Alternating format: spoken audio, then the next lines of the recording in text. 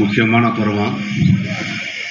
எல்லாரும் படிக்கிற பருவத்தில் வந்து நம்ம கரெக்டாக இருக்கணும். இப்போ சார் சொன்ன மாதிரி செல்ஃபோனு அது ரொம்ப மக்களை ஆட்டி படைக்குது.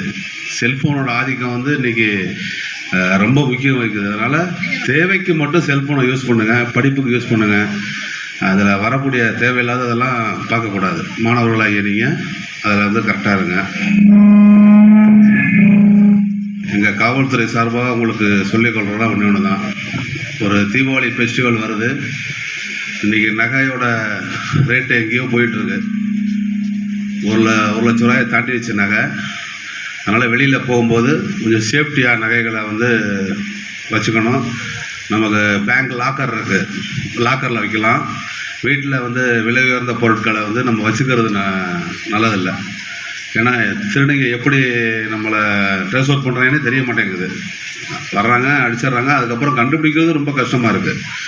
அதனால் கூடுமான மட்டும் பொது இடங்களில் வந்து கேமராவை ஃபிக்ஸ் பண்ணிங்கன்னா நல்லா யூஸ்ஃபுல்லாக இருக்கும். அது மாதிரி மாணவர்கள் வந்து 18 வயசுக்கு மேலே தான் டூ வீலர் ஓட்டணும். தெரியுமா? இருக்காது. லைசன்ஸ் இருந்தால் தான் டூ வீலர் ஓட்டணும். யாருக்கு தெரியும்? இதில் எத்தனை பேருக்கு வண்டி ஓட்ட தெரியும்? கை தூங்க பார்ப்போம். ஓட்ட தெரியும், தெரிஞ்சுக்கோங்க. வேணாங்கள வெளியில் போகும்போது நம்ம ஓட்டக்கூடாது. ஏன்னா லைசன்ஸ் இல்லாமல் வண்டி ஓட்டி ஒரு சம்பவம் நடந்துருச்சுன்னா யார் தெரியுமா குற்றவாளி? யார் குற்றவாளி? உனக்கு வண்டி கொடுத்தவங்க அப்பா தான் குற்றவாளி. அன்எக்ஸ்பெக்டட் ஏதோ ஒன்று நடந்து போச்சுன்னு வச்சுங்க. இப்போல்லாம் சட்டங்கள் படிச்சிருக்கீங்களா? தெரியுமா? சட்டங்களை படிங்க. செல்லில் பார்க்குறீங்கள, அதில் யூடியூப்லேயே வரும். சிறு சிறு குற்றத்துக்கு என்ன தண்டனைன்னு பார்த்தீங்கன்னா, வண்டி கொடுத்தவங்க அப்பா தான் குற்றவாளி. லைசன்ஸ் இல்லாமல் ஓட்டிட்டு ஆக்சிடென்ட் பண்ணிட்டீங்கன்னு வச்சுங்க, உங்கள் அப்பா தான் குற்றவாளி. அதனால் தெரிஞ்சுக்கணும். கூட்டம் இல்லாத இடத்துல வண்டியை தெரிஞ்சு வச்சுங்க. இந்த கியர் வண்டியெல்லாம் இந்த மாதிரி பசங்க ஓட்டிகிட்டு போகிறாங்க.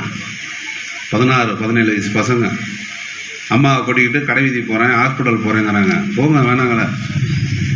ஓட்டக்கூடாது. 18 வயசுக்கெல்லாம் வண்டி ஓட்டக்கூடாது. சேஃப்டியாக இருக்கணும். படிக்கிற வேலையை மட்டும் பார்க்கணும். சரிவா? டியூஷனுக்கு போங்க, நல்லா படிங்க. நகைகள் பணங்களை பத்திரமா வச்சுங்க. நல்லா உட்காந்து பேசுங்க, பிள்ளைங்களோட பேசுங்க, அப்பா அம்மாவோட பேசுங்க. இப்போ பேசுகிறதே எல்லோரும் கம்மியாயிடுச்சு. ஏன்னா செல்ஃபோனு தான். 4 பேர் பேசி அக்கம் பக்கத்தில் இருக்கிறது கூட யாருக்கும் தெரிய மாட்டேங்குது. பக்கத்து வீட்டில் யாருமானா தெரியலைங்கிறாங்க. அவங்க என்ன வேலை பார்க்குறாங்க? அவங்க செல் நம்பர் தெரியுமா? தெரியாது. அதனால் பக்கத்தில் எல்லாத்தையும் பழகிக்குங்க, செல் நம்பரை பழகிக்குங்க.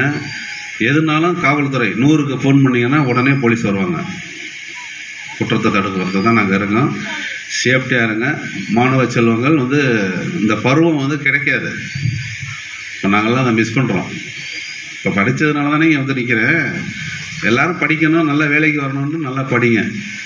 படிக்கிறதில் எந்த இதெல்லாம் ஈடுபடக்கூடாது. நல்லபடியாக இருங்க. எல்லோரும் சேஃப்டியாக இருங்க. எல்லாருக்கும் அட்வான்ஸ் தீபாவளி வாழ்த்துக்கள்.